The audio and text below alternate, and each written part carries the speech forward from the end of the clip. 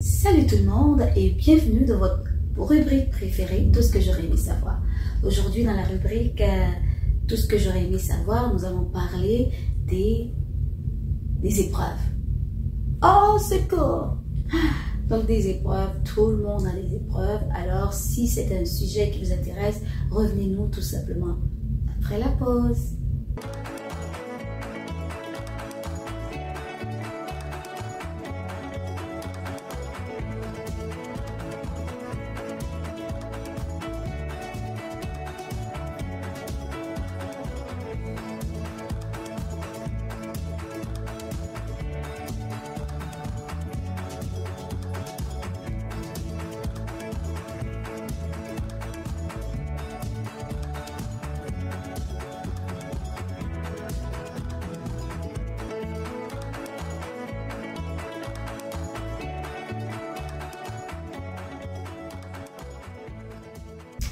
Alors, rebonjour tout le monde. Alors, j'espère que vous êtes bien assis. J'espère que tout simplement, vous avez votre thé, votre famille, et toute la famille est là pour tout simplement prendre part à cette nouvelle rubrique que nous allons discuter aujourd'hui. Alors, comme j'avais annoncé, nous allons parler vraiment des épreuves.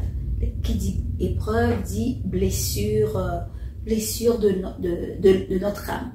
Alors, je vous apprends rien si je vous dis que nous avons tous des épreuves.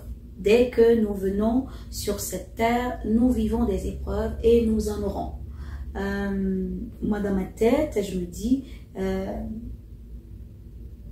même en venant au monde, le bébé qui était confortable dans le sein de sa mère, dans le ventre de sa mère après 9 mois, boum, il se sent obligé à être expulsé par la voie utérine pour sortir à l'extérieur. Il y a des enfants, pour X raisons, ils n'ont pas pu avoir cet élan, cette expulsion pour sortir par les voies, comment je pourrais dire, par l'utérus de la maman. Il y en a qui sortent tout simplement par une opération, pouvoir sortir, pouvoir faire leur première entrée dans le monde. Donc, tout ça pour dire que les épreuves, c'est inévitable. Si vous en avez, il ne faut pas se dire que oh là c'est pauvre moi, c'est pauvre de moi, pourquoi moi, pourquoi moi. Ok, donc en parlant d'épreuves, je suis pas en train de minimiser vos épreuves. Alors on va un petit peu prendre le temps de décortiquer les épreuves, quelles sortes d'épreuves qu'on peut vivre dans le monde, qu'on peut vivre comme adolescent, que d'autres personnes vivent, que moi aussi j'ai vécu des épreuves et je veux en vivre d'autres épreuves. L'important c'est comment se prémunir, comment se préparer, pas comment se préparer, comment tout simplement voir les épreuves pour pouvoir les transformer. Donc peut-être que vous avez 12 ans, 13 ans et vous n'avez jamais entendu parler de ce mot épreuve. Ça se peut que vous avez 12 17 ans et puis vous en avez vécu tellement que vous êtes une vieille âme, que vous êtes fatigué même de la vie. Ça se peut que tout simplement vous vivez sur un nuage, tout simplement et tout va bien pour le moment. Et c'est correct que tout va bien et le plus possible qu'on peut s'éloigner des épreuves. Mais comme je peux vous le dire, les épreuves, nous ne les choisissons pas souvent. Elle nous attrape au tournant de la vie. Alors, dans la littérature,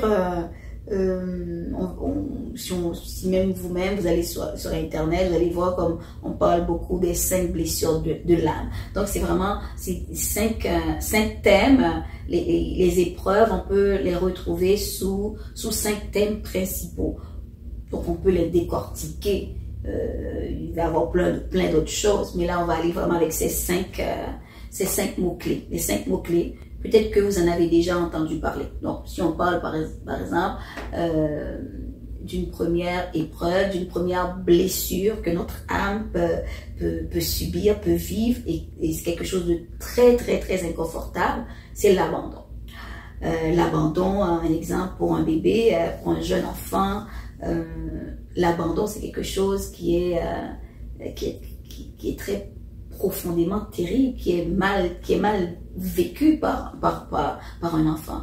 Donc, à tel point on va dire que les 3 premiers mois, les 3000 heures à peu près, les 3000 heures d'un bébé, d'un enfant, d'un nouveau-né, c'est très important pour s'attacher à sa figure d'autorité qui, la plupart du temps, qui est sa mère.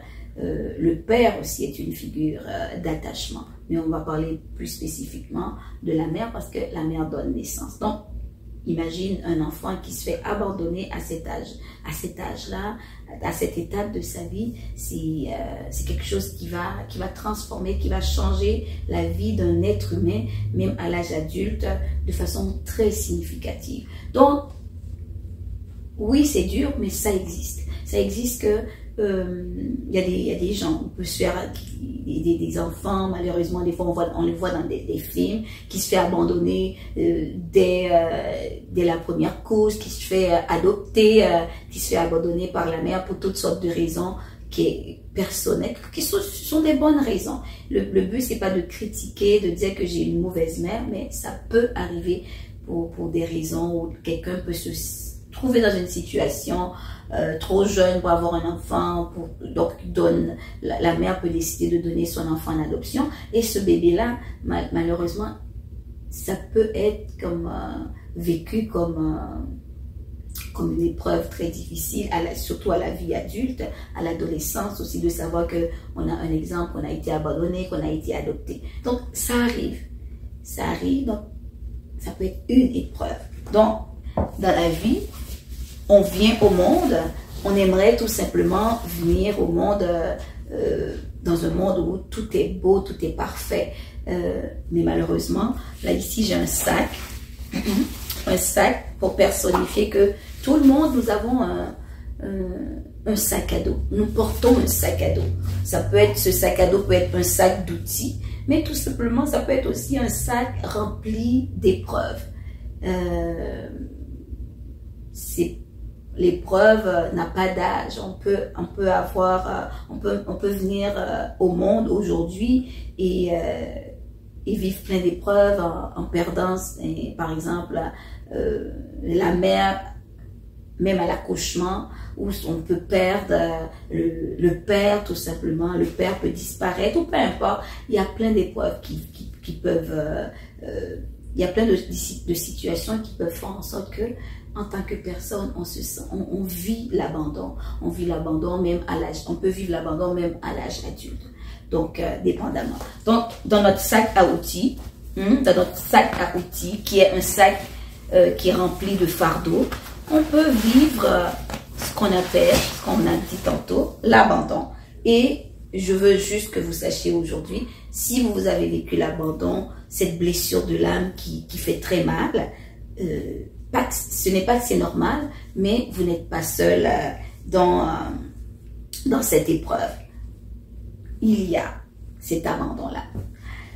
Il y a un autre abandon qui est le rejet. Comme jeune, comme enfant, comme adolescent, parfois, on peut se sentir, pour toutes sortes de raisons, rejeté dans notre propre famille, hein, parce que tout simplement, on n'était pas l'enfant désiré, on n'était pas le jeune désiré. Peut-être que les parents voulaient avoir un garçon, ou les parents voulaient avoir une fille. On peut se sentir rejeté. Parfois, le bébé, même le fœtus, même dans le ventre de la mère, on appelle ça la vie in-utéro, on peut vivre ce rejet même dans le ventre de sa mère. Donc, c'est vraiment... c'est quelque chose qui existe, malheureusement. Est-ce que l'être humain, est-ce que Dieu nous a créés pour qu'on puisse se sentir rejeté? Non. Mais est-ce qu'il a pourvu pour qu'on soit guéri du rejet? Oui, je crois que oui. Donc, l'important, c'est de savoir que si vous avez vécu le rejet, vous sentez que parfois on vous rejette, ne vous dites pas que vous êtes la seule personne qui a vécu le rejet. Il y a plein de personnes. La plupart du temps, les gens accumulent ces genres de blessures. Donc, si vous en faites partie, dites, comment je pourrais dire, Dieu a la solution. Donc, mais je veux tout simplement que vous sachiez que le rejet, ça existe. Autant qu'on peut être rejeté dans l'enfance de notre famille, autant qu'on peut être rejeté par les pères, ça veut dire les amis, à l'école, dans les activités, pour toutes sortes de raisons.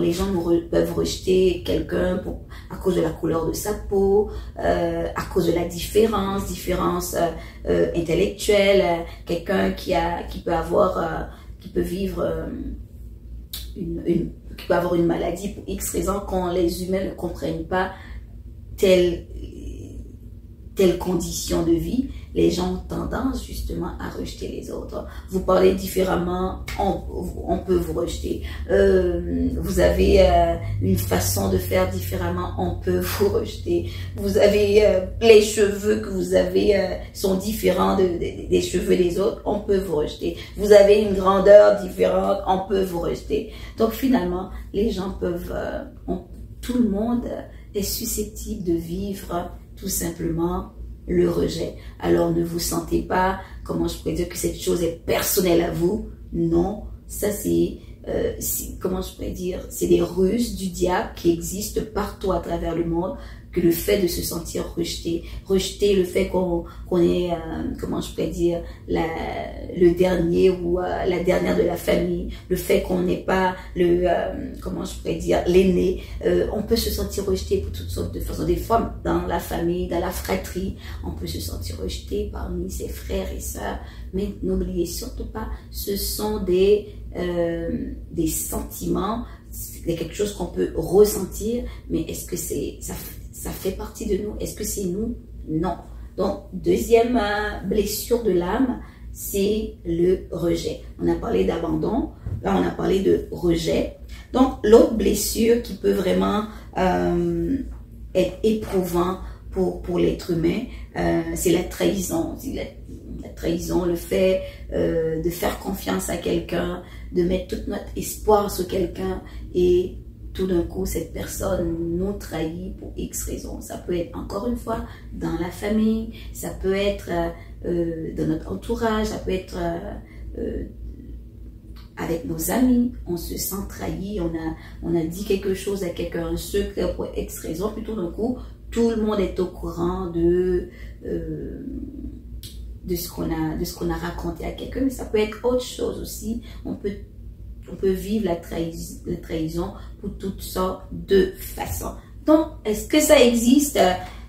Oui. Est-ce que c'est normal? Non. Dieu nous a pas créés pour qu'on puisse nous trahir, mais ça existe le temps qu'on est sur terre. Ce sont des choses, ce sont des épreuves qui peuvent être vécues de façon difficile, mais ça existe. Mais le fait de savoir que ça m'arrive, ça fait pas de moi une mauvaise personne, mais ça arrive. On verra tantôt comment que peut-on faire tout simplement pour se guérir de ces blessures. Donc, une autre blessure, on a parlé de l'abandon, du rejet, de la trahison. Une autre blessure, c'est l'humiliation. L'humiliation, c'est une autre blessure que notre âme peut supporter de façon très très difficile, qui peuvent être néfastes pour notre santé, pour notre santé mentale. On peut être humilié, comment je pourrais dire, quand on est dans un groupe, on se fait humilier, on se fait pointer du doigt, on se moque de nous, on peut se sentir humilié. On peut se sentir humilié le fait que quelqu'un nous a touché de façon d'une mauvaise façon, on s'est senti mal. On peut être humilié quand quelqu'un vient violenter espace intime, qui est notre corps. On peut sentir humilié le fait d'avoir été violé, agressé physiquement, mentalement. On peut sentir humilié si quelqu'un en qui nous avons confiance nous a mal parlé, nous a humilié avec des mots, en gestes et en paroles. Donc, oui, est-ce que l'humiliation fait partie du plan de Dieu? Non. Mais le fait d'être humilié, est-ce que est-ce que c'est quelque chose qui est personnel à nous? Est-ce que le fait d'être humilié, est-ce que ça veut dire que je suis une humiliation? Donc, c'est vraiment important. Oui, on peut être humilié, mais ma vie n'est pas une humiliation. C'est important de comprendre que nous sommes une créature de Dieu, une créature merveilleuse de Dieu, mais pendant qu'on vit sur terre, ce sont des choses qui peuvent nous arriver, ce sont des épreuves qui peuvent nous arriver et qui peuvent nous blesser très durement au niveau de notre âme. On doit en prendre conscience et tout simplement savoir comment maintenant s'en départir, comment en guérir. Il y a quand même une façon d'en guérir et la Bible nous en parle. Et on a parlé d'abandon, de rejet, de trahison, d'humiliation. Et une dernière blessure de l'âme, c'est l'injustice. Et tant qu'on est sur cette terre, est-ce qu'on peut contrôler les injustices dans ce monde? Ça, il faut vraiment qu'on se l'enlève de la tête en tant qu'enfant de Dieu. Il y aura toujours des injustices. Avant Jésus-Christ, il y a eu des injustices dans le monde. Pendant le temps que Jésus était sur terre, il y a eu des injustices. Et aujourd'hui encore, il y a des injustices. Il y a eu des injustices avec le peuple de Dieu, 400 ans en esclavage. Il y a eu des injustices encore avec le peuple de Dieu dans le temps des nazis qui ont été vraiment... il y a eu l'Holocauste, ils ont été beaucoup de Juifs ont été exterminés et bien d'autres personnes parce que tout simplement ils ne faisaient pas partie de la catégorie de la perfection de l'idéologie de Hitler et j'en passe. Et l'autre, il y a plein d'injustices, les guerres, toutes les guerres sur terre de l'Antiquité jusqu'à maintenant, ce sont des guerres basées sur l'injustice parce que c'est toujours le plus fort sur les peuples les plus faibles. C'est toujours une catégorie de personnes, un peuple qui manque de ressources et qui va aller chercher des ressources ailleurs, mais ils doivent écraser le peuple où se trouve la ressource. Et ça, c'est vraiment toute l'histoire du monde. Ou du moins, les peuples dominants qui veulent avoir plus de pouvoir, donc ils vont dominer sur d'autres peuples, ou pour avoir tout simplement des ressources, autant des ressources humaines. Là, on va parler de l'esclavage en Afrique. L'Afrique, tout simplement, est devenu un terrain propice pour des ressources humaines gratuites à travers le monde. L'esclavage, comment je pourrais dire, l'économie du monde pendant à peu près 300 ans, plus de 300 ans a existé de cette façon-là, en allant utiliser le peuple africain, surtout le territoire africain, pour venir en Occident. On appelle ça la traite noire, la traite négrière. Donc, à travers le monde, les Noirs ne sont pas venus en Amérique, en Occident pour faire un voyage, mais plutôt ils ont été forcés. Donc, c'est une forme d'injustice qu'on peut parler de crime contre l'humanité. Donc, prendre un peuple et le rendre esclave au détriment pour avoir de l'argent, pour avoir plus de ressources, pour être exploité, pire qu'un animal, pire qu'une bête. Là, c'est l'injustice dans sa forme la plus cruelle, la plus comment je pourrais dire, la plus cruelle. Il n'y a pas d'autre mot. Donc la plus atroce. Donc l'être humain, le noir a été abattu. Donc il y a tout simplement pour être exploité, pour être rentable à l'économie. Donc, des injustices, il y en a toujours, il y en aura toujours. On veut plus, personne ne veut être injustement traité, mais ce sont des choses qui peuvent arriver et malheureusement qui peuvent nous blesser intensément au niveau de notre âme. Mais qu'est-ce que Dieu nous dit au travers de tout ça? Dieu nous dit, avec vos parents à la maison, vous pouvez aller consulter dans Matthieu 11, verset 28 jusqu'à 30. « Venez à moi, vous tous qui êtes fatigués et chargés, vous trouverez du repos. » Parce que la parole nous dit que Dieu, mon joug est doux et léger.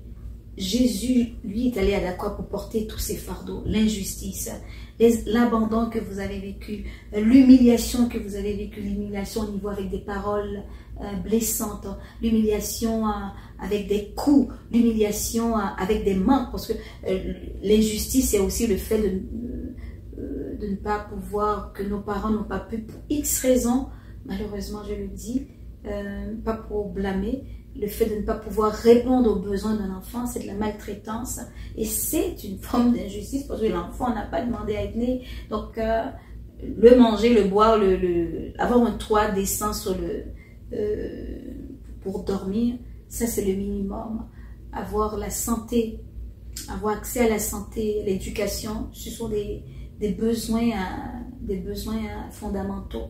Donc, imaginez dans les pays en développement combien ces besoins manquent. Alors là, c'est l'injustice qui sévit dans ces pays-là. Donc, Jésus est venu pour porter nos fardeaux. Alors, il dit, venez à moi pour tous qui êtes fatigués. Il ne va pas venir prendre vos fardeaux. Oui, Dieu est grand, il est grand. Pourquoi non, il faut que vous puissiez prendre vos fardeaux et vider votre sac. C'est vraiment l'expression. Il faut vraiment vider nos sacs de tous nos fardeaux, qu'il reste rien de lourd, parce que Jésus est le seul qui est capable de venir porter les fardeaux. Peut-être que lorsqu'on parle de blessures de l'âme, dans tous les thèmes que je viens de nommer, peut-être que j'ai pas mentionné la moquerie, la honte, mais tout ça, ça vient avec les cinq grands thèmes, la honte, la moquerie, donc tout ça vient avec. Donc, quand on vient à Jésus, on vide, il faut vraiment faire l'effort de vider nos sacs à Jésus, vider notre sac au pied de la croix pour que lui puisse nous recharger avec de la douceur. La douceur, tout ce qu'on veut dans notre sac à dos, c'est des ressources, des ressources qui vont nous être utiles, des fleurs, de l'amour, la foi, le surnaturel qui va venir nous faire du bien, nous cajoler, nous faire du bien à l'âme. Donc, on en a tous besoin. Donc, aujourd'hui, si cette vidéo vous a parlé, vous a plu, donc n'oubliez surtout pas l'élément central, c'est que Jésus est le seul qui est capable de porter nos fardeaux. Que ce soit une épreuve, une blessure que je n'ai pas nommée, elles font partie de ces 5 catégories. Ce sont des sous-catégories. Donc, Jésus est le seul qui est capable de porter vos fardeaux. Donc, faites-lui confiance. Videz votre sac d'outils, votre sac de fardeaux à Jésus, afin qu'il vous donne un sac rempli d'outils. L'outil le plus impressionnant, c'est notre foi, c'est notre croyance, notre relation avec Dieu. C'est lui qui va faire. En faisant un échange, vous videz votre sac, mais lui, il veut vous donner des outils pour vous ressourcer. Et les outils, c'est à vous vraiment d'aller les chercher. C'est quoi? C'est la foi. La foi, c'est croire. C'est croire que avec Dieu, que tout est possible. Croire avec Dieu que il va vous redonner une vie neuve. Une vie neuve. Non pas que il ne va pas enlever vos souvenirs, mais il va vous alléger. Il va vous alléger et quand vos souvenirs vont revenir, vous allez savoir que vous avez déjà vidé votre sac au pied de la croix de Jésus. Alors, je vous invite aussi, en tant qu'adolescent, vous avez vécu tout simplement des blessures. Et je sais que, oui, vous pouvez en avoir. L'abandon, l'injustice, l'humiliation, le rejet. Il est 5 dont j'ai parlé. L'abandon, l'humiliation, le rejet, l'injustice et l'autre, c'est quoi l'autre? La trahison. On peut tous être susceptibles de les vivre. N'oubliez surtout pas de les emmener au pied de la croix de Jésus. Sur ce, je vous souhaite de vous décharger de tous vos fardeaux, de tous vos soucis, parce que lui, il va prendre soin de vous. Je vous aime et à la prochaine.